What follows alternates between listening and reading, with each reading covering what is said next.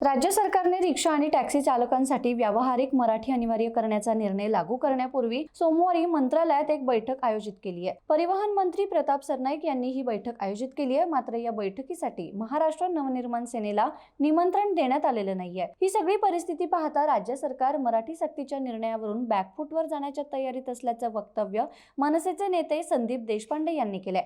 ते सोमवारी मुंबईत प्रसार माध्यमांशी बोलत होते। राज्य सरकारने रिक्षा आणि टॅक्सी चालकांसाठी व्यावहारिक मराठी अनिवार्य करण्याच्या निर्णयाची तारीख जाहीर करावी। मराठीचा मुद्दा मनसेच घेतं। आम्ही या भूमिकेवर ठाम आहोत।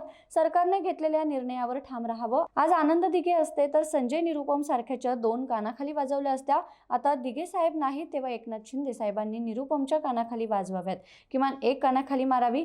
ज्या अर्थी सरकारने आम्हाला बैठकीला बोलावलं नाही त्या अर्थी सरकार आपल्या निर्णयावरून माघार घेण्याच्या तयारीत आहे, असं संदीप देशपांडे यांनी म्हटलंय। रिक्षा आणि टॅक्सी चालकांना मराठी भाषेचं व्यावहारिक ज्ञान असलंच पाहिजे। आम्ही अशी अपेक्षा करत नाही की त्यांनी पु ल देशपांडे वाचावेत, कुसुमाग्रज वाचावेत, पण त्यांना मराठी बोलीभाषा आली पाहिजे, असं संदीप देशपांडे यांनी म्हटलंय।